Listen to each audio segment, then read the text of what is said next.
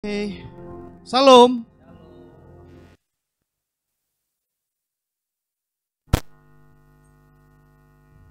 Kembali lagi ya teman-teman ya, kita di minggu keempat dalam tema kebijaksanaan.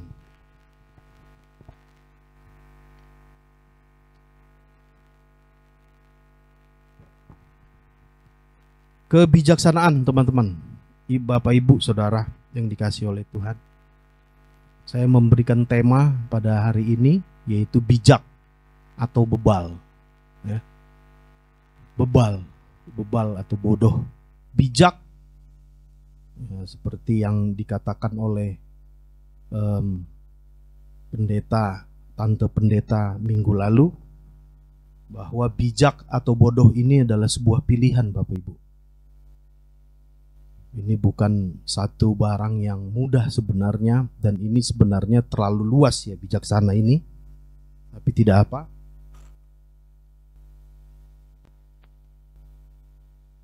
Kita akan mempelajarinya. Sedikit kemarin memberitahukan ketika saya di Nongko Jajar. Terima kasih Om, ada 3 pasang baju untuk para mahasiswa. Mereka senang sekali.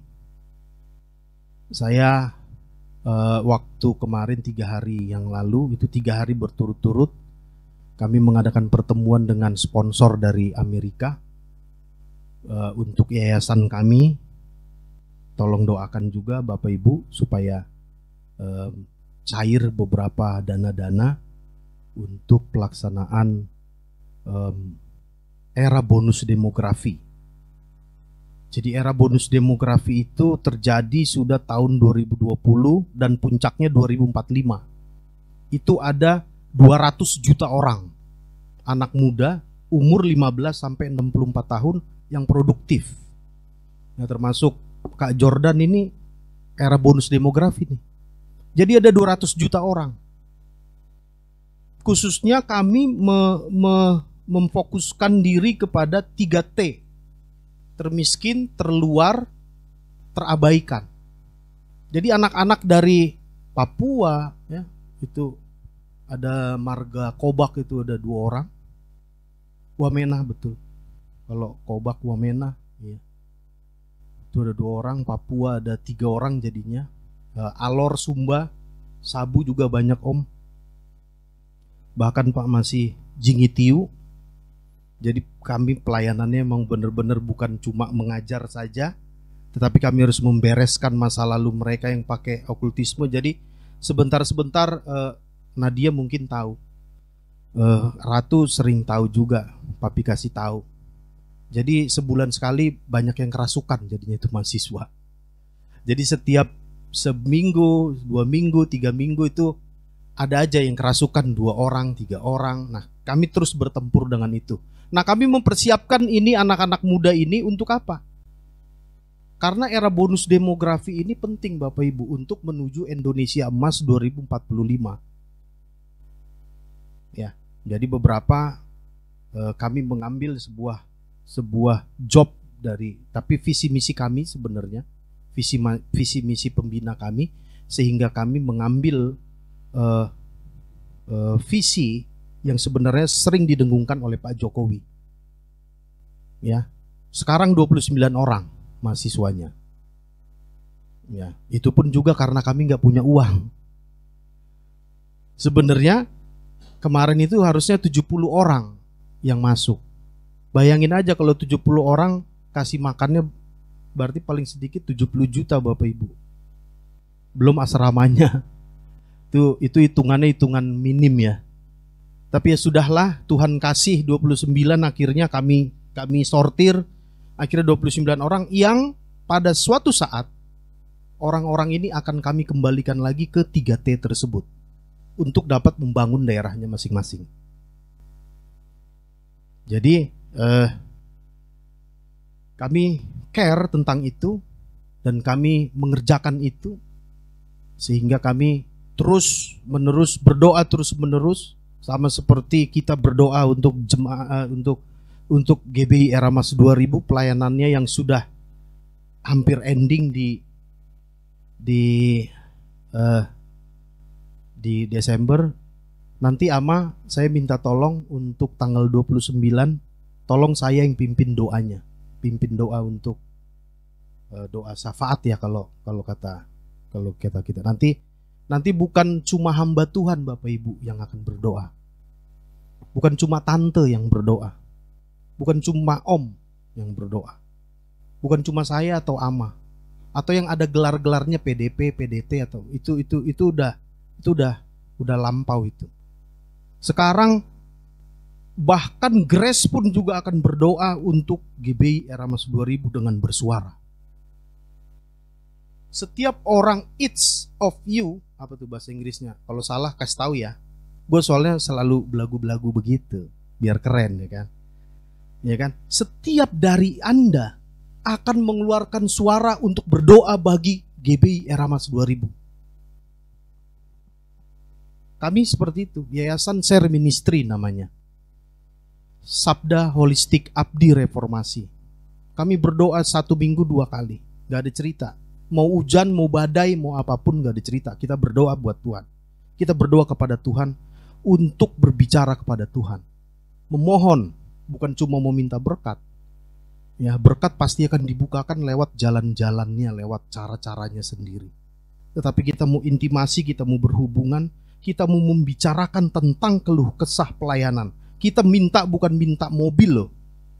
GBI Era Emas 2000 sekarang berdoa bukan mau minta mobil loh. Bukan mau minta uang terus kita foya-foya jalan-jalan kita buang-buang. Kita bukan mau minta emas berlian untuk kita sematkan di kalung kita, di leher kita atau di tangan kita Bapak Ibu. Kita sedang berdoa untuk apa? Untuk kelanjutan pelayanan. Ya.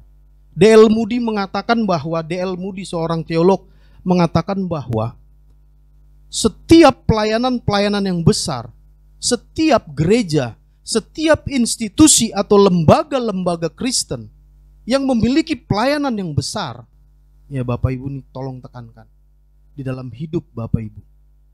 Setiap institusi yang melakukan pelayanan besar, dia tidak pernah terlepas daripada kuasa doa. Ya. Doa itu dahsyat Bapak Ibu. Jadi tanggal 29 kita akan berdoa dengan bersuara. Dengan mengucapkan, mengeluarkan suara kita. Doakan. Nanti saya yang akan memandu kita semua untuk berdoa, mengeluarkan suara, dan pokok-pokok doanya nanti saya pandu. Ya, oke. Bapak Ibu, kita masuk ke bijak atau bebal, bodoh. Amsal 14 ayat 16. Mari Bapak Ibu bangkit berdiri. Ini adalah inti tema daripada ayat kuncinya. Mari Bapak Ibu kita menghormati firman Tuhan. Amsal 14 ayat 16.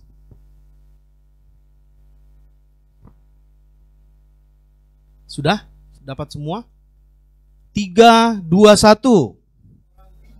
Berhati-hati dan menjauhi kejahatan, tetapi orang bebal melampiaskan nafsunya dan merasa aman. Nah, itu dia bedanya. Silakan duduk Bapak Ibu. Orang bijak berhati-hati dan menjauhi kejahatan, tetapi orang bebal melampiaskan nafsunya dan merasa aman. Bijak atau bodoh? Klik, Bram. Nah, ini yang saya janjikan kepada Bapak Ibu kemarin. Mana mukanya? Ngeri ya? Muka saya. Coba. Ini tahu gak nih? Ini 1 bulan saya masuk ke I3. Nih. Mei 2014. Siapa yang paling kurus di sini pasti kalah sama saya. Tuh.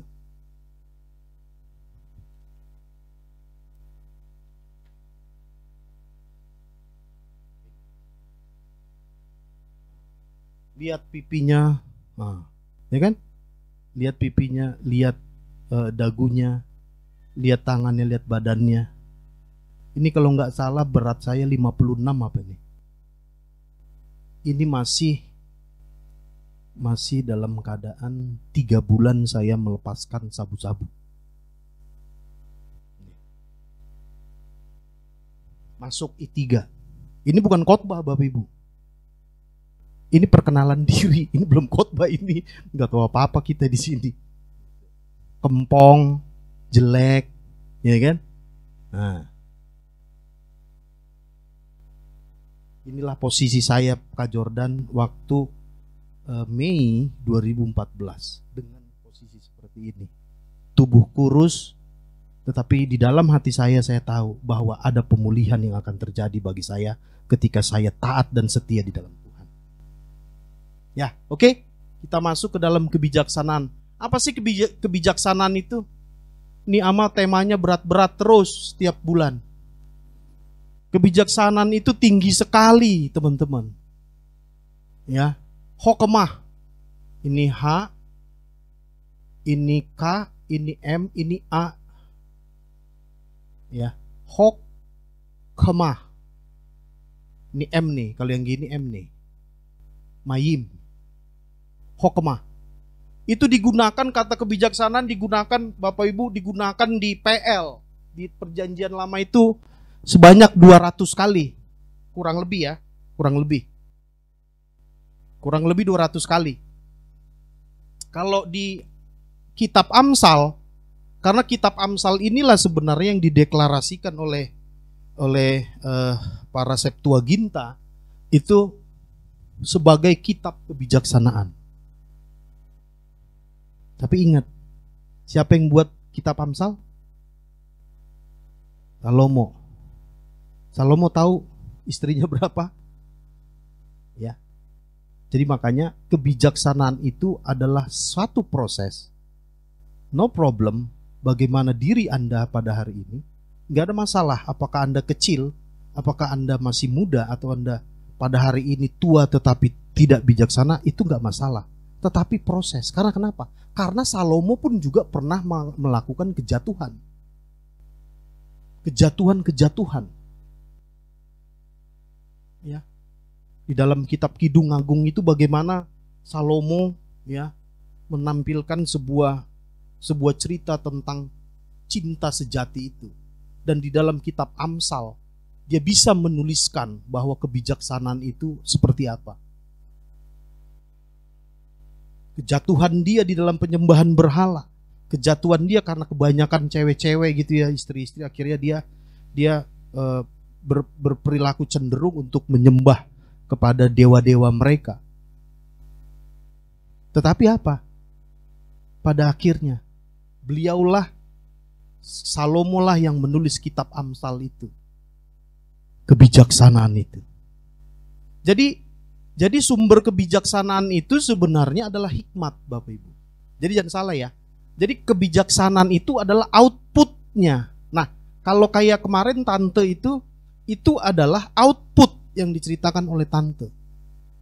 Tante berkhotbah tentang output daripada kebijaksanaan. Jadi kebijaksanaan dalam berkata-kata. Kebijaksanaan bagaimana melakukan harta kekayaan kita. Nah, tetapi sumber dari kebijaksanaan itu adalah hikmat, Bapak Ibu. Ya.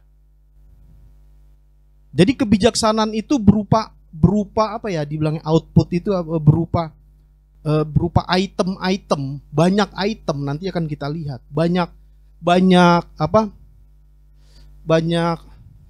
hal-hal gitu ya. Yang berupa tindakan praktis. Nah, itu adalah kebijaksanaan. Nah, kebijaksanaan itu seperti misalnya disiplin, perilaku baik dan benar, good karakter. Nah, inilah dia yang kita sebutkan sebagai kebijaksanaan. Jadi kebijaksanaan itu adalah outputnya. Kebijaksanaan itu adalah hasil daripada hikmat. Ya, hikmat kebijaksanaan baru perilaku-perilaku yang baik dan benar. Tetapi kita nanti akan membedakan kebijaksanaan dunia dengan kebijaksanaan Allah. Nah, ini dia di sini. Terkadang kita akan tercampur baur dengan masalah ini. Kita melihat orang pintar, sorry ya Bapak Ibu ya. Saya bukannya sedang belajar, bukan sedang mengajari kepada kita semua bahwa kita tidak boleh untuk pintar di dalam pendidikan. Sorry. It's okay. Silahkan. Bahkan itu dipersilahkan dan didorong, ya. Tetapi sorry, kita tidak belajar itu sekarang. Kebijaksanaan yang dimaksudkan Ama di sini adalah kebijaksanaan di dalam hikmat Allah. Nah, ini dia akan mengerti nanti. Oke, silahkan Bram, klik Bram. Kliknya bisa di sini ya, Maya? Oh, dari belakang. Nah, ini Allah nih. Ini adalah sumber hikmat. Ini Bapak Ibu ya. Jadi saya sorry ya kalau saya masih berkhotbah dengan gaya seperti ini, gaya pengajaran seperti ini, karena saya harus memberikan keterangan kepada kita semua, Bapak Ibu. Ya. Ini tanda panahnya ke sini nih. Ya. Jadi hikmat dunia, Allah menciptakan dua hikmat. Allah menciptakan dua hikmat ini, tanda panahnya ke sini. Ini tanda panahnya ke sini. Yang pertama hikmat dunia, teman-teman, Bapak Ibu. Nah, hikmat dunia ini diperoleh dari mana? Ini makanya anak-anak disuruh belajar yang benar. Sekolahnya kalau bisa yang bagus. Terus kemudian ada pengalaman hidup. Kayak bapak saya itu pengalaman hidup dagangnya itu jangan main-main itu, nggak ada yang bisa ngelawan itu. Kecuali pedagang yang lebih tua lagi dari dia baru. Tapi kalau misalnya Daniel mau berdebat sama papa saya tentang dagang gitu, nggak bakalan bisa. Daniel pinternya seperti apa. Ngerti ya Bapak Ibu ya? Nah itu hikmat dunia kayak gitu. Ya. Keterampilan skill. Kayak Mas Bima keterampilan skillnya apa? Dia desain. Itu saya nggak bakal bisa, walaupun saya khotbah di mimbar, di atas mimbar terus saya berkhotbah berapi-api, terus ketika saya melihat Mas Bima nggak ada apa-apanya secara desain, saya salah. Itu hikmat dunia. Itu bisa didapat dari tiga ini: pengalaman hidup, keterampilan skill, ilmu pengetahuan. Nah, lebih condong manusia mengarah kepada ilmu pengetahuan. Menghasilkan apa Bapak Ibu? Menghasilkan kekayaan, hidup mapan, humaniora. Humaniora ini adalah perilaku-perilaku yang baik. Nah, awas. Saya pernah berkhotbah di sini. Level kita bukan sampai di sini Bapak Ibu. Ini orang-orang hukum bisa menciptakan ini. Tapi sorry, ini belum tentu benar.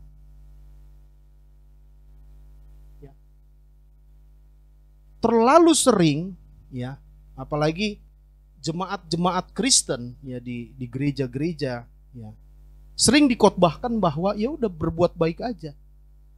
Berbuat baik baru kau bisa masuk surga. No. Masuk surga gara-gara apa Bapak Ibu? Kasih karunia. Kasih karunia Allah. Filipi berapa ya? Lupa saya.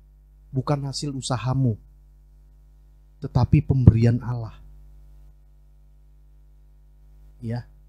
Keselamatan adalah bukan hasil usaha manusia, tetapi merupakan kasih karunia Allah. Ya.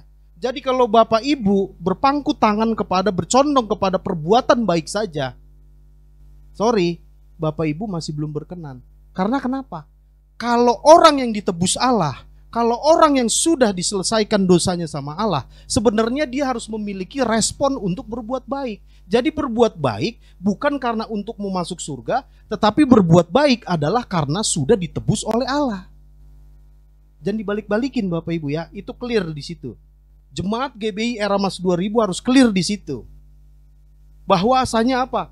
Bahwa bukan perbuatan baik yang menyelamatkan kita, tetapi karena hasil usaha daripada kasih karunia itu, bukan hasil usaha manusia. Oke, clear? Ini hikmat dunia. Sebenarnya ini skemanya agak salah saya. Tadi waktu saya baca pagi-pagi subuh-subuh, kayaknya gue salah ini. Harusnya hikmat dunia ini tidak sejajar dengan hikmat Allah. Tetapi kalau dari sisi perspektifnya, Allah menciptakan dua hikmat ini. Oke. Walaupun hikmat dunia sebenarnya harus berada di bawah hikmat Allah. Tetapi oke, karena kita membedakannya, ada hikmat dunia dengan hikmat Allah. Ini adalah sumbernya daripada Allah. Hikmat Allah menghasilkan kebijaksanaan. Nah, di sini Bapak Ibu yang bedanya. Hidup baik dan benar ini adalah bukan dari kacamata manusia. Hidup baik dan benar, makanya Tante Pendeta kemarin selalu menekankan bahwa kebijaksanaan itu adalah bagaimana kita berkenan kepada Allah. Ya. Nah, hidup baik dan benar, berkenan bagi Allah, berkarakter Kristus. Nah, yang paling keren ini Bapak Ibu. Kebijaksanaan itu sebenarnya kekekalan. Berhadapan untuk persiapan kekekalan. Khotbah yang dilakukan, yang dikerjakan oleh Tante Pendeta kemarin, dari, ada yang masih ingat gak? Dari mana ayatnya? Wanita bijaksana dan wanita bodoh, dari apa itu? Coba buka lagi, Yos. Coba buka lagi. Nah, ini saya ingin memberitahukan kepada teman-teman, kepada saudara-saudara, bahwa ada perbedaan antara hikmat dunia dengan hikmat yang sedang kita pelajari. Ayat berapa? 25 ya. Coba pasal 24-nya lihat.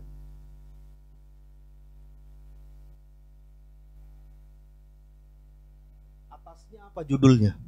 Di pasal 24 itu atasnya apa judulnya? Khotbah tentang akhir zaman, Bapak Ibu. Jadi pasal 24 sama pasal 25 itu adalah sebuah perumpamaan. Bagaimana orang Kristen yang diberitakan oleh Yesus Kristus menggunakan perumpamaan tentang apa? Khotbah akhir zaman. Tentang apa? Tentang penghakiman. Tentang apa? Tentang eskatologi. Tentang apa? Tentang ini neraka, ini sorga. Ini bijaksana ini adalah urusannya sorga dengan neraka, Bapak Ibu. Sorry. Kalau hikmat, kalau kebijaksanaan yang ada di sebelah kiri ini, hikmat dunia ini, paling-paling Bapak Ibu miskin di dunia ini. It's okay. Masih ada harapan untuk kita bekerja. Tapi kalau misalnya kita gagal di sebelah sini, kebijaksanaan yang di sebelah sini, yang sedang kita pelajari, yang digadang temanya oleh Pendeta Esra, urusannya apa? Eskatologi, urusannya surga sama neraka. Ya? 5 wanita bijaksana, 5 wanita bodoh. 5 wanita bodoh, dia tidak bisa masuk ketika mereka bilang, "Hei, kami ikut dong ke dalam perjamuan itu." Itu apa? Itu apa artinya? Itu memang sekedar cuma masuk pintu gereja ini? Tidak, itu masuk pintu kerajaan sorga, Bapak Ibu. Itu bukan masuk pintu ke dalam, oh berarti gue nggak ikut ya, ya udahlah nanti besok bisa ikut lagi. Nggak ada lagi. Kebijaksanaan adalah berkaitan erat dengan kekekalan. Kebijaksanaan adalah berkaitan erat dengan sorga atau neraka. Kebijaksanaan berkaitan erat dengan eskatologi. Kebijaksanaan berkaitan erat tentang yang dibilang sama Tante Pendeta, pemilihan yang bijaksana untuk hidup kekal di dalam kerajaan sorga. Nah, kemarin sebenarnya Tante itu keren banget itu. Beliau ambil dari situ. Tapi saya ingin mendalami lagi. Itu bukan sekedar seperti misalnya Yos punya cewek gitu, atau kita mau menikah, kemudian kalau nggak jadi ya udah nanti cari lagi. Tidak. It is the end of life. Itu adalah akhir dari hidup kita. Kebijaksanaan adalah menentukan akhir dari hidup kita.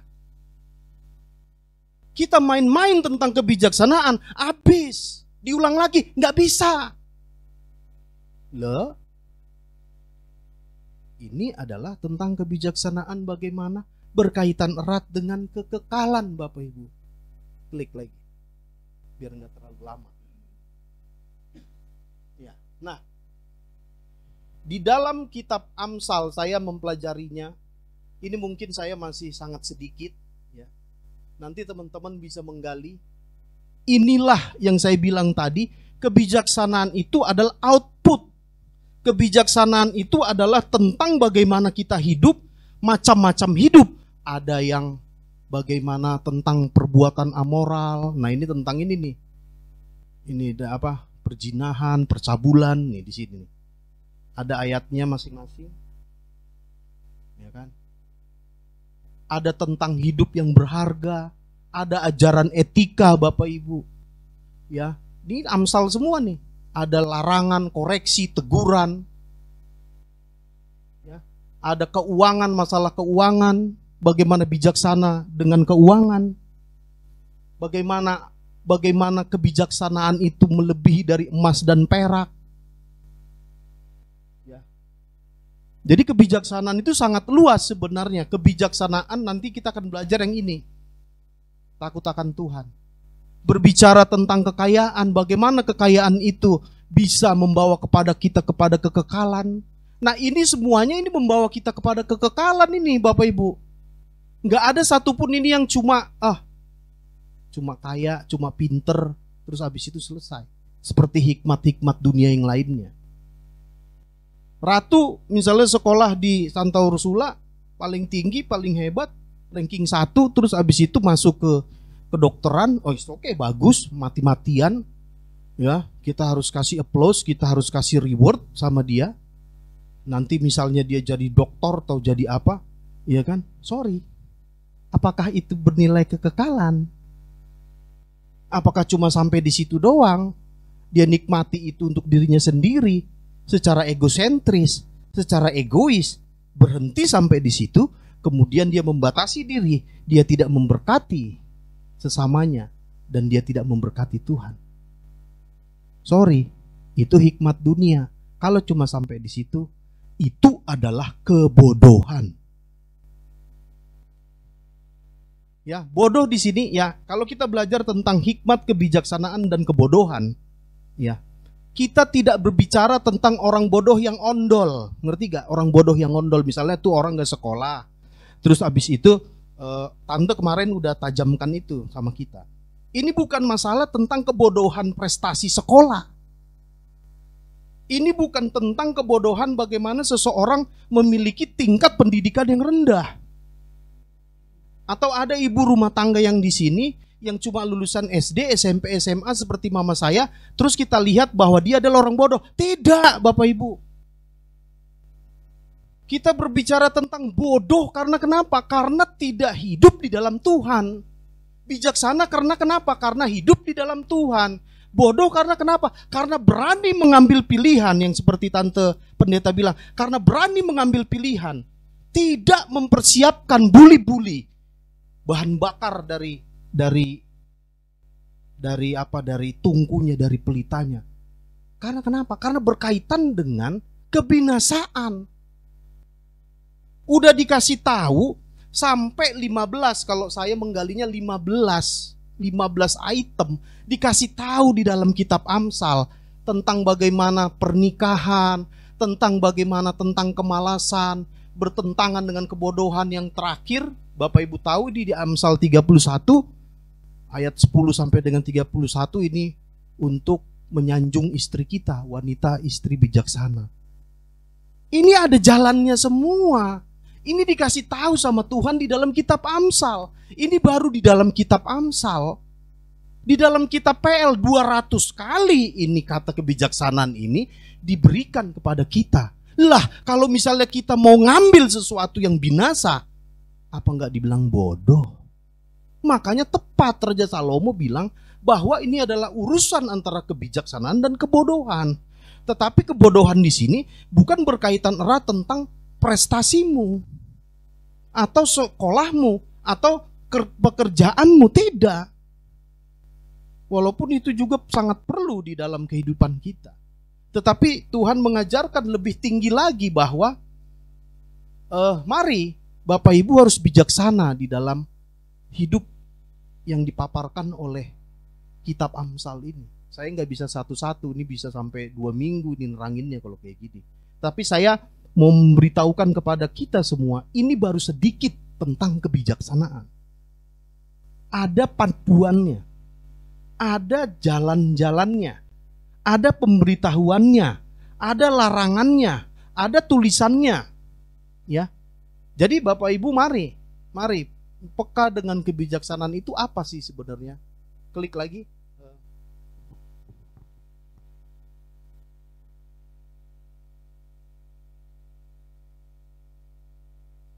Nah, lagi-lagi kalau kita bicara tentang kebijaksanaan ada takut. Ada kata takut. Ya, coba ini ditafsirkan sebagai hormat. Takut akan Tuhan. Amsal itu pijakannya ada satu, Bapak Ibu. Ya, makanya kalau profesor-profesor atau orang-orang pinter, ya, mau siapapun dia, bahkan Albert Einstein juga mengakui Amsal 1 ayat 7 itu. Coba Amsal 1 ayat 7. Ratu coba. Ini adalah inti dari segala inti daripada kitab Amsal.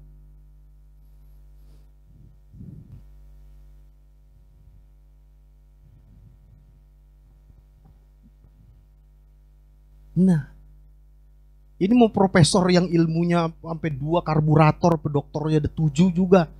Ini tembus sama ini. Bertekuk lutut sama ini ayat. Dasar daripada ilmu pengetahuan apapun, ya, jangankan kebijaksanaan, ya, jangankan hikmat dunia seperti yang doktor karburator gitu ya, sampai 5 sampai 7. Pas Tepri Lumintang 7 doktornya teman saya itu. Umurnya 54. Dia sekretarisnya Om Eras. Om Eras sudah sembuh. Sudah sembuh kah? Beliau kan sampai dibawa ke Singapura ya. Krodis ya, akut ya. Enggak juga ya. Jadi Om Eras tuh sakit kemarin, minggu yang lalu, udah mau hampir game point katanya. Tapi ya puji Tuhan beliau masih dipakai berarti. Nah, kita berbicara tentang rasa takut. Ini adalah takut kepada Tuhan. Ada 2 hal rasa takut yang dimiliki oleh orang bijak, Bapak Ibu. Jadi kalau kita belajar tentang kebijaksanaan, kita harus memiliki rasa takut ini. Iya kan? Jadi ilmu pengetahuan yang saya katakan tadi, dasarnya adalah takut akan Tuhan. Ya. Jangankan ilmu dunia, hikmat dunia, apapun itu, mau ekonomi, mau hukum, mau apa, mau yang susah-susah kayak yang apa, yang IT kayak apa, itu bertekuk lutut kepada Allah. Iya kan? Dan takut akan Tuhan yang menghasilkan kebijaksanaan pun juga berdasarkan daripada Allah itu sendiri. Klik lagi. Nah, takut dan hormat kepada Tuhan. Bapak Ibu ya. Takut dan hormat kepada Tuhan. Ini adalah awal daripada setiap ilmu pengetahuan yang ada, Bapak Ibu. Jadi kebijaksanaan itu dimulai dari sini. Ketika kita belajar tentang kebijaksanaan, berarti kita tidak akan terlepas daripada takut dan hormat kepada Tuhan.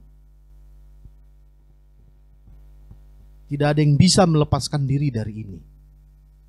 Kalau kemarin Tante memberikan sebuah statement bahwa kebijaksanaan itu adalah pilihan saudara dan saya. Pilihan.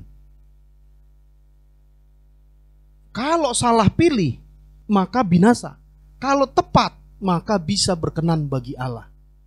Nah, tetapi yang saya katakan di sini, sepertinya kalau saya mau berani katakan bahwa kebijaksanaan ini harus milik kita.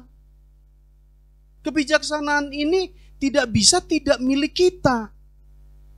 Ketika kita bilang bahwa kebijaksanaan kita harus memilihnya, maka sepertinya tidak ada lagi kata-kata lagi untuk tidak memilih kebijaksanaan ini, gitu loh.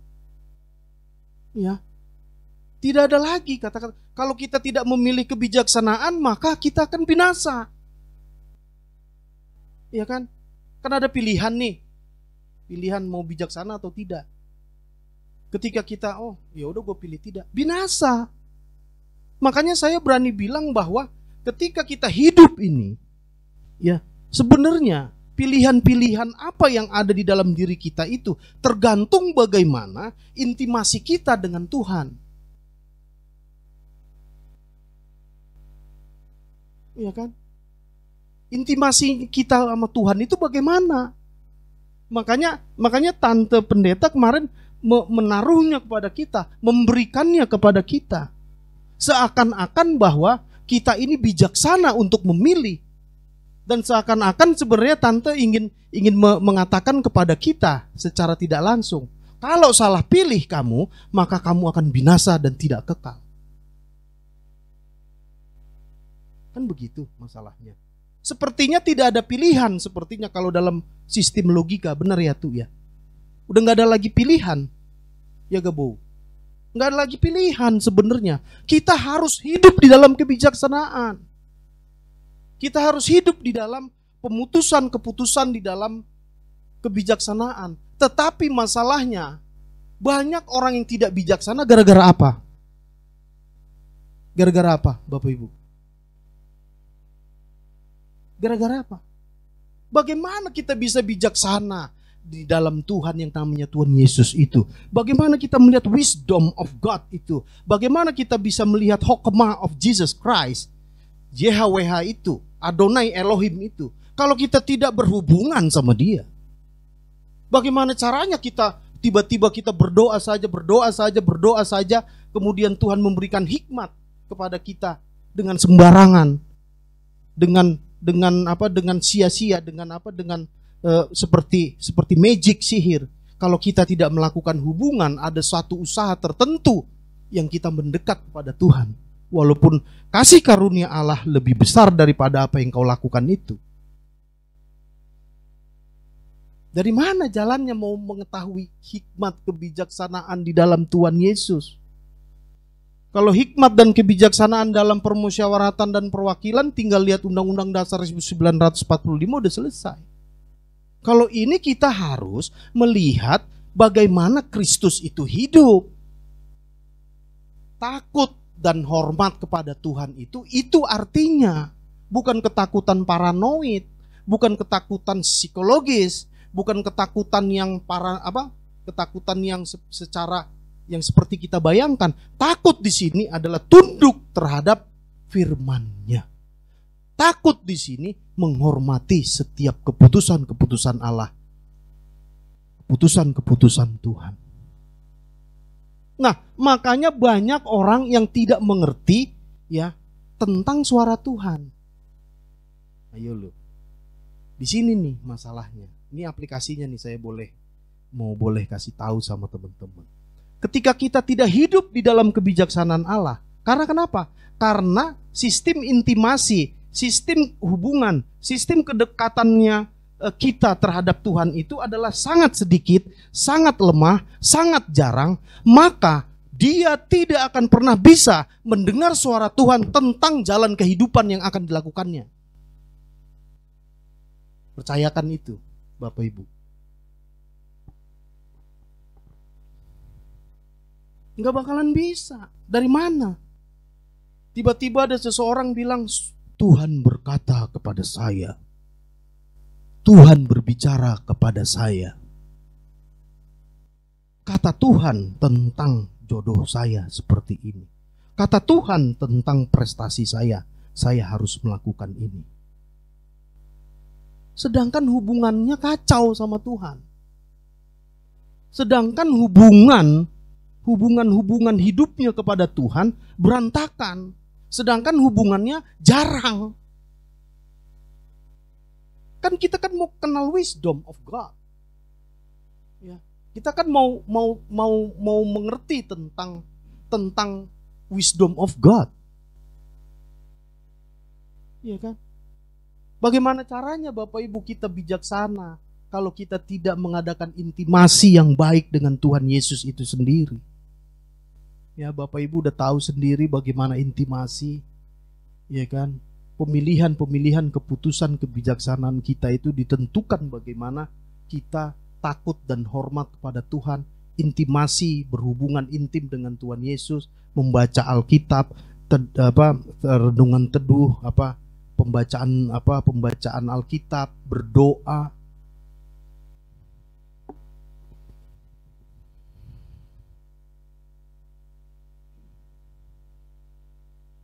Wisdom of God. Sadar akan adanya penghakiman. Nah, ini dia. Kenapa takut akan Tuhan itu? Kenapa orang-orang bijaksana itu takut? Takut dalam artian bukan paranoid ya, sekali lagi ya. Tetapi dia sedang berbicara tentang sadar akan adanya penghakiman. Kebijaksanaan orang-orang bijaksana itu, dia sangat-sangat berhati-hati di dalam hidupnya. Ya. Mau yang muda, mau yang tua, mau yang sudah mau mati kek sekalipun. Kalau dia memang takut akan Tuhan, dia disebut sebagai orang yang bijaksana. Karena kenapa? Karena dia sadar adanya penghakiman. Karena dia sadar adanya eskatologi yang tadi si Jos bacakan itu. Ada surga, ada neraka. Ada sebuah penghakiman, ending of life. Makanya ketika misalnya orang-orang Kristen pada hari ini masih diberikan kesempatan, Bapak Ibu.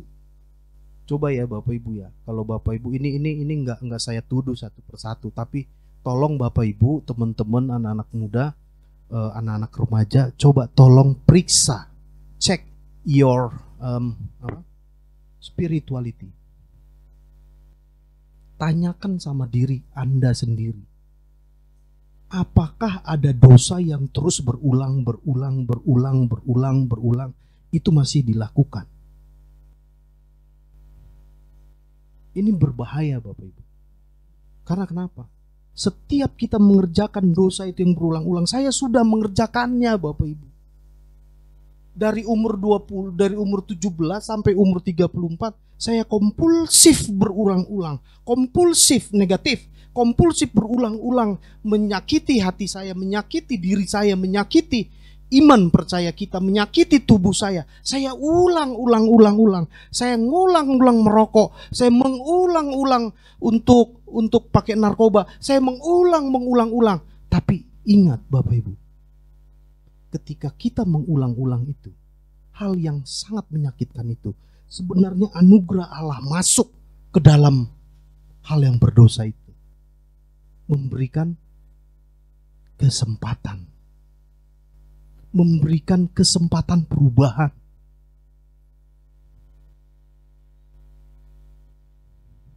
Di satu waktu ketika sudah mau mencapai umur 30, kan saya kan 34, 36 bertobat. Di umur 34, di 35, saya pakai sabu itu. Alkitab di depan.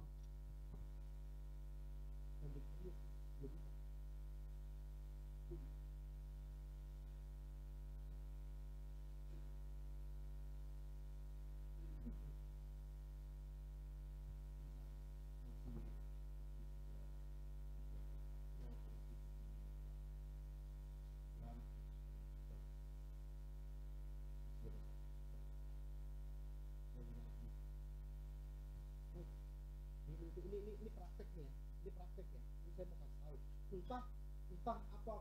Entah apa yang Anda lakukan, I don't know. Ya. Tapi ketika misalnya kompulsif dosa itu, saya bilang kompulsif.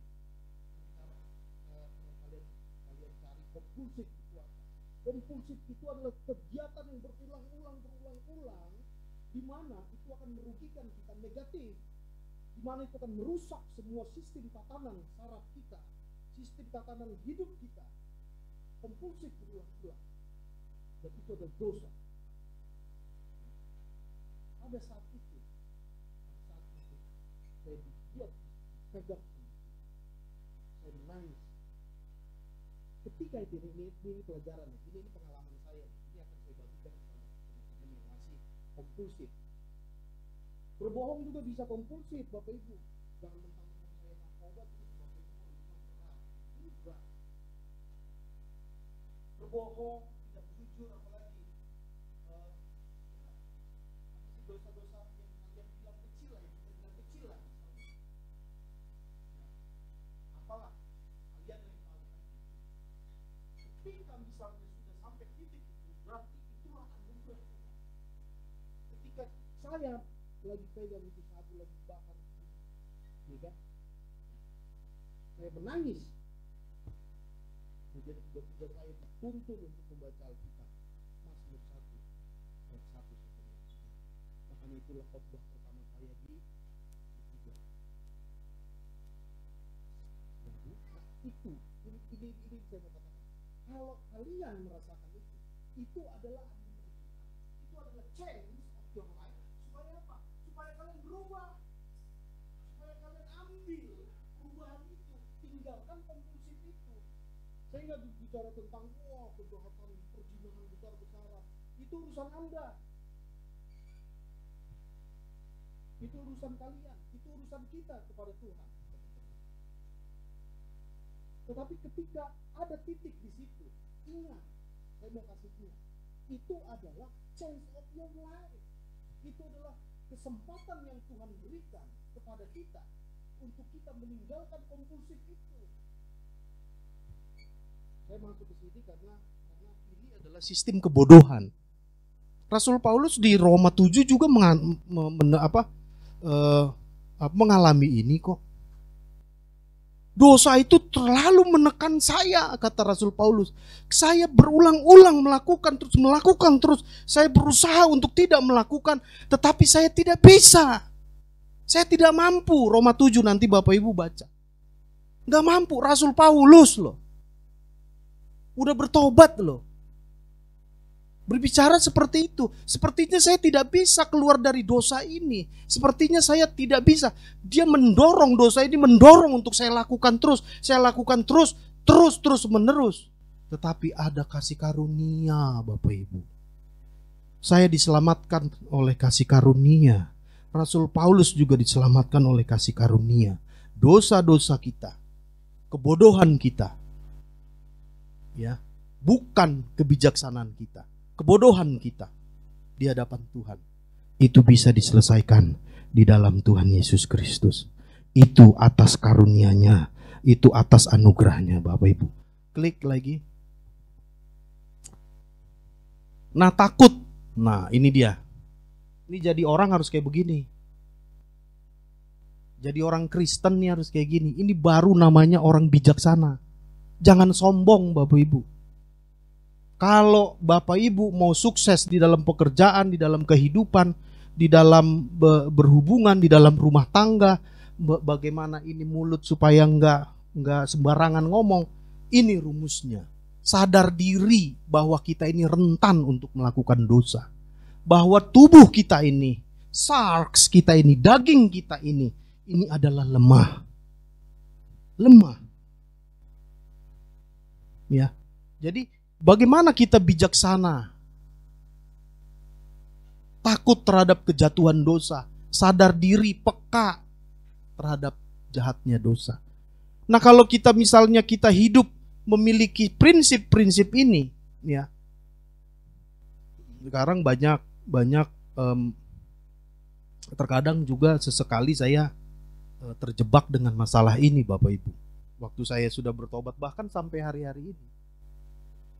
Bahkan sampai hari ini saya juga lagi bergumul dengan ini, dalam artian ketika misalnya kita sudah berdoa, ketika misalnya kita sudah beribadah, ketika kita misalnya sudah doa puasa, ketika kita sudah membaca renungan firman Tuhan, bahkan menggalinya dengan sangat dalam, bahkan sudah selesai khotbah gitu ya, khotbah di hadapan 100 orang, 200 orang di tempat ini misalnya, diri kita, daging kita terlalu sering untuk menghantarkan bahwa diri kita ini adalah suci di hadapan Allah. Habis itu kita takar orang. Ini tante sering nih bilang kayak gini. Habis itu kita lihat orang. Habis itu kita menghakimi orang. Habis itu kita ngomongin orang. Habis itu kita menakar iman seseorang. Saya sering sekali, Bapak Ibu. Nah, itu adalah dosa-dosa yang sangat berbahaya. Karena kenapa? Karena kita nggak sadar diri gitu ya. Karena kita kenapa? Karena kita merasa diri kita sudah hebat di dalam Tuhan. Spiritual of God kita sudah matang, sudah nggak perlu di-charge lagi atau sudah apa? Waspada. Ini adalah pekerjaan-pekerjaan iblis yang masih menyerang hamba-hamba Tuhan. Saya mau katakan ini. Hei pelayan-pelayan Tuhan, WL, pemain musik, apalagi pemain musik. Pemain-pemain musik ini kan, wah keren main gitar, dilihat jemaat, wih Jordan, melodinya, untung aja nih jemaatnya masih jemaat yang biasa ya kan, masih sedikit. Coba lu misalnya di kebaktian tahunan nasional ada 1.000 orang, siapa tuh, ya kan, Mas itu main drum. Kalau nggak peka jatuh. Di I3 sering, di kampus-kampus sering. Sok rohani, sok belagu, sok pinter, sok suci, nggak waspada terhadap kejahatan dosa itu. Orang bijak adalah orang yang waspada diri. Orang bijak adalah orang yang respon terhadap kejatuhan dosa. Orang yang peka, yang bertahan, yang melihat bahwa ada kejahatan yang terus bekerja di dalam segala sesuatu.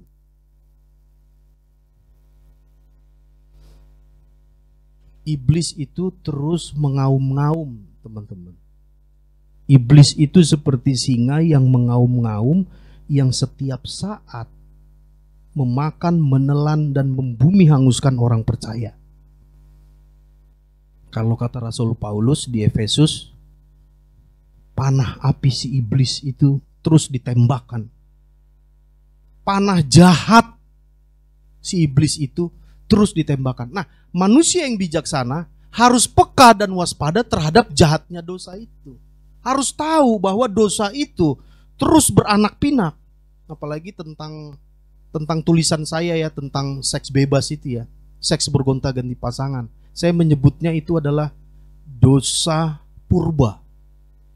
Dosa yang sangat-sangat tua dan pada hari ini sedang merajalela, dan sampai sekarang itu terus merajalela di semua permukaan bumi ini. Seks itu terus berkarya, itu iblis itu lewat situ. Nah, kita peka gak? Ketahanan kita, kalau kita peka berarti kita akan memberikan sebuah pertahanan diri kita. Kita akan melakukan defense mechanism. Kita akan melakukan pertahanan diri terhadap panah api si iblis itu. Kebijaksanaan adalah bagaimana seseorang mampu untuk mempertahankan dirinya dari jatuhnya dosa, dari kejatuhan dosa. Ya, saya tidak membicarakan tentang perfectionist of spirituality, tetapi itu adalah mungkin karena kenapa? Karena Yesus memberikan Roh Kudus masing-masing di dalam diri kita. Jangan sia-siakan Bapak Ibu. Makanya kepekaan itu perlu untuk dapat menghiasi atau dapat memperlengkapi kita menghadapi kejatuhan dosa tersebut. Klik. Nah, kalau orang bodoh amarah, dia marah-marah, marah dia, orang bodoh itu yang tidak terkontrol. Kenapa? Dia marah kepada Tuhan, Bapak Ibu. Ya. Jadi orang bodoh dalam artian ini, orang bodoh bukan, sekali lagi ya, ini bukannya SD, SMP gitu ya, nggak berprestasi, nggak punya jurnal, nggak punya pekerjaan gitu, bukan ya Bapak Ibu ya. Ya, Rasul Petrus itu seorang nelayan, nggak sekolah. Rasul Petrus itu 12 murid itu kacau semua, itu nggak ada yang sekolah. Lukas doang yang tulis Injil yang bagus karena dia seorang dokter. Itu bukan bodoh dalam artian sekolah ya. Ini adalah bodoh bertentangan dengan Tuhan. Bodoh karena tidak mengakui kekekalan. Bodoh karena hidup di dalam dosa. Bodoh karena suka dengan dosa. Ya. Dia tidak terkontrol. Dia marah kepada Tuhan. Karena kenapa? Karena orang bodoh itu adalah orang yang selalu menuntut kepada Tuhan tentang semua hal yang harus diingininya, bukan kebutuhannya. Ya, Bapak Ibu ya, hati-hati membatasi hidupnya. Ya. Orang bodoh itu serasa dibatasi hidupnya oleh Tuhan. Nggak boleh ini, nggak boleh ini, nggak boleh ini, nggak boleh ini, nggak boleh ini. Padahal sebenarnya Tuhan datang ke dunia ini untuk memberikan pembebasan, memberikan kemungkinan kepada kita untuk hidup damai, hidup tenang, bukan dibatasi hidup kita, tidak. Tetapi malah diberikan sebuah kemerdekaan yang seluas-luasnya, sehingga kita dapat hidup dan berkenan kepada Tuhan itu sendiri. Coba kita baca di Amsal 19 ayat 3. Nadia tolong. Amsal 19 ayat 3. Terus nanti Kak Jordan Mazmur 2 ayat 1 sampai dengan 3. Apa sih marah kepada Tuhan itu? Amsal 19 ayat 3 Nadia, Mazmur 2 ayat 1 sampai dengan 3 Kak Jordan.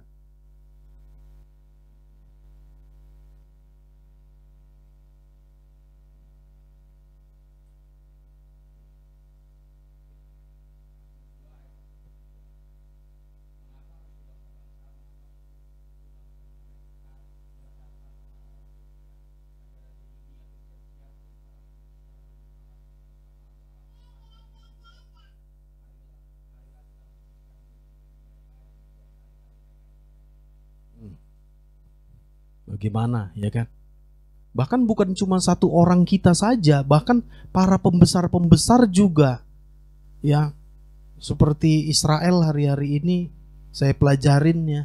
Saya pelajari mereka membuat 1 Oktober, saya ketawa aja sih. Karena tidak bisa lah Tuhan Yesusku itu yang di belakang itu bisa lebih daripada dia semua. Mereka bikin Mesias baru loh. Mesias dalam perspektif mereka, Mesias dalam perspektif Yahudi, ditahbiskan.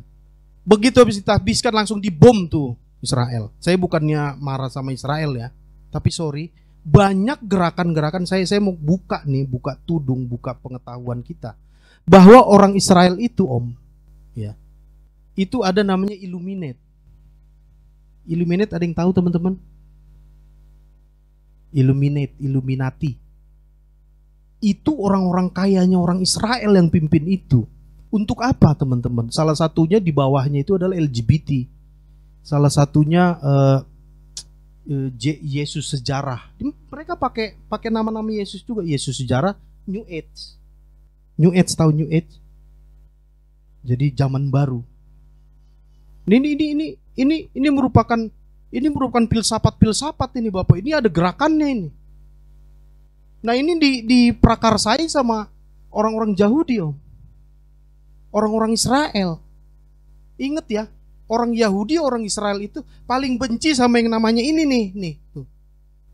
Yang keren sama Yesus Kristus. Mereka nggak percaya. Waktu kita baca kitab-kitab Injil dari 2000 tahun yang lalu sampai sekarang, ternyata mereka masih belum percaya sama yang namanya ini, Yesus Kristus itu. Bahkan mereka melakukan berbagai macam banyak sekali bagaimana menolak ini. Lewat LGBT, lewat New Age, Yesus sejarah, lewat Saksi Jehovah. Ya. Jadi yang mau saya katakan bukan cuma diri kita aja yang ingin kita memberontak terhadap Yesus itu. Yang serasa kita kayaknya dibatasi hidupnya. Yang serasa sepertinya kita merasa bahwa Yesus itu membatasi hidup kita. Yesus itu tidak memberikan setiap keinginan kita. Hey, hello, Yesus Kristus itu memberikan kebutuhan Anda. Tidak semua keinginan yang Anda mau itu diberikan kepadanya, diberikan olehnya kepada kita. Tidak, Bapak Ibu. Ya. Saya berdoa, sorry nih, di doa saya mau punya yayasan pastoral konseling. Tapi di dalam doa saya, pastoral konseling se-Indonesia gitu ya. Saya rencananya mau ada yang orang-orang hamil di luar nikah, anaknya dibuang, itu saya mau ambil, saya mau sekolahin, saya mau bina. Terus ada wanita-wanita yang dibuang oleh suaminya gitu, atau suaminya yang dibuang sama istrinya, atau ya berbagai macam bentuk ya, anak-anak yang nggak makan, nggak sekolah, iya kan. Tapi di dalam doa saya bilang saya minta uang banyak sekali. Gitu ya kan. Sampai hari ini saya masih berdoa itu. Sekarang saya masih belum dikasih. Ya kan. Nah, makanya kata Yakobus, berdoalah, mintalah, bukan untuk keinginanmu. Karena kenapa? Kalau keinginanmu nanti kamu merentan untuk melakukan doa. Jadi mintalah seperti apa yang kau minta di hadapan Tuhan. Jadi ayat CD saya itu adalah, mintalah apa yang engkau minta, asalkan engkau hidup di dalam aku dan aku hidup di dalam engkau. Ini ayat-ayat bijaksana. Mintalah apa yang engkau minta, asalkan engkau hidup di dalam Yesus dan Yesus hidup di dalam aku. Mintalah apa yang engkau minta, Parlin, Pak Naek, asalkan Pak Naek hidup di dalam Yesus dan Yesus hidup di dalam Pak Naek. Apa maksudnya? Nggak mungkin dong saya minta, kalau saya yang minta yang aneh-aneh kalau saya nggak hidup di dalam Tuhan. Kalau saya sudah hidup di dalam Tuhan, maka saya akan meminta segala sesuatu untuk kemuliaan Tuhan. Bukan lagi untuk kedagingan saya, bukan lagi untuk kenikmatan hidup saya, ataupun juga untuk hal-hal yang berfoya-foya dan sia-sia. Nah, itu makanya orang bijaksana, orang yang tidak bijaksana, orang yang bodoh itu begitu. Dia mau apa aja yang diinginkannya untuk kepuasan dirinya, bukan untuk kemuliaan Tuhan. Tuhan itu seperti hal yang membatasi hidupnya. Dan kemudian marah terhadap orang benar yang hidupnya suci. Ingat Bapak Ibu, ya, kalau Bapak Ibu memiliki ciri-ciri ini adalah ciri-ciri orang yang tidak bijaksana. Tidak suka kebenaran, lihat orang berdoa kayaknya sensi, sok kudus, sok suci diomongin, lihat kekudusan hidupnya nggak mau karena nggak masih ingin menikmati kedagingan, masih menikmati hidup yang tidak benar, iri hati terhadap kebaikan. Nah, di sini nih, ada di sini nih. Hati-hati ya Bapak Ibu ya di sini. Ini terlalu sering nih. Terlalu sering di sini kita terjebak di sini menentang hamba-hamba Tuhan. Meremehkan hamba-hamba Tuhan yang dia urapi. Oh, doanya itu nggak manjur. Kalau Pak Gilbert doanya manjur, misalnya. Ya kan? Oh, Pak Naik itu doanya nggak manjur. Nggak usah berdoa sama dia. Berdoa sama yang lain aja. Kita cari. Meremehkan. Mentang-mentang jemaatnya kecil, langsung kita diremehkan. Hati-hati Bapak Ibu. Ini ada dibilang sebagai orang yang bodoh. Ya. Kita bisa ke gereja, tapi tidak berubah dan tidak berbuah. Kisah Para Rasul 13 ayat 45 saya bacakan untuk kita.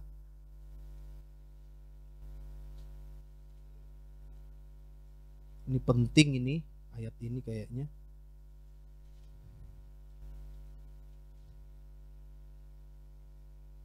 Akan tetapi ketika orang Yahudi melihat orang banyak itu, penuhlah mereka dengan iri hati dan sambil menghujat mereka membantah apa yang dikatakan oleh Paulus. Iri hati. Ya.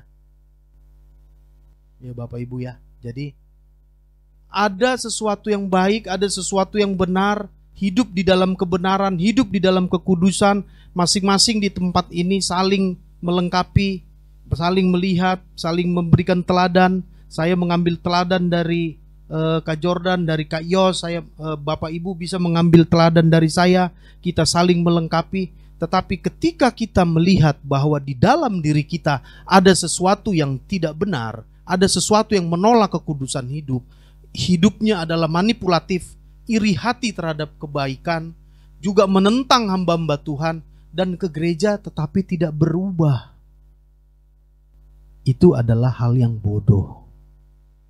Jadi itulah kebijaksanaan. Ya Bapak Ibu, klik lagi. Ini yang terakhir. Refleksinya manusia bijak itu apa Bapak Ibu? Nah ini ada beberapa refleksi. Ada 4, menjauhi kejahatan. Karena kebijaksanaan yang sedang kita garap ini, sampai tanggal 29 nanti, ini adalah tentang bagaimana bijaksana berhikmat di dalam Tuhan, takut akan Tuhan, melakukan kehendak Tuhan, menjauhi kejahatan, berbalik dari kejahatan kepada pertobatan. Itu adalah manusia bijak, mendengar dan menaati perintah Tuhan. Ya, tahu adanya penghakiman di masa yang akan datang. Kenapa kita bijak? Karena kita tahu ending daripada hidup kita ada di tangan Tuhan. Tidak ada satu orang pun di tempat ini yang bisa mengingkari itu. Tidak ada satu orang pun yang dapat menentang itu. Ada 5 wanita bijaksana, 5 wanita bodoh. Berbicara tentang perumpamaan, tetapi di dalam perumpamaan itu adalah tentang kekekalan. Bagaimana 5 wanita bodoh tidak masuk ke dalam perjamuan perkawinan, tidak masuk ke dalam kerajaan Allah. Jadi kebijaksanaan kalau menurut pendapat saya adalah bagaimana dia berhubungan dengan kekekalan. Ya, ketika mulut kita tidak bijaksana untuk mengatakan sesuatu yang baik dan benar, ketika hati kita tidak bermoral, ketika kita masih melakukan perbuatan amoral, ketika kita tidak bisa menimbang harta kekayaan kita untuk kekekalan, ketika kita tidak bisa untuk melakukan hal-hal bijaksana di dalam rumah tangga kita, ketika kita tidak bisa menjadi wanita bijaksana, ketika kita banyak sekali, ada 15 yang saya tulis di sana, berarti kita hidup di dalam kebodohan. Ya Bapak Ibu, sekarang bagaimana saya tidak mengulangi lagi kata-kata yang dikatakan oleh Tante. Pilihlah, karena kalau menurut pendapat saya, hal bijaksana adalah hal yang harus tepat dan ditetapkan bagi kita. Ada kasih karunia, ada change of your life, ada kesempatan hidup, ada kesempatan untuk bertobat, ada kesempatan untuk berbalik dari kejahatan dan menaati perintah Tuhan. Karena ending dari segala ending kebijaksanaan yang ada di dunia ini adalah bagaimana sebenarnya hidup di dalam kekekalan. Binasakah atau tidak binasakah, itu adalah hal yang terakhir dalam hidup kita. Demikian firman Tuhan. Siapakah aku ini Tuhan?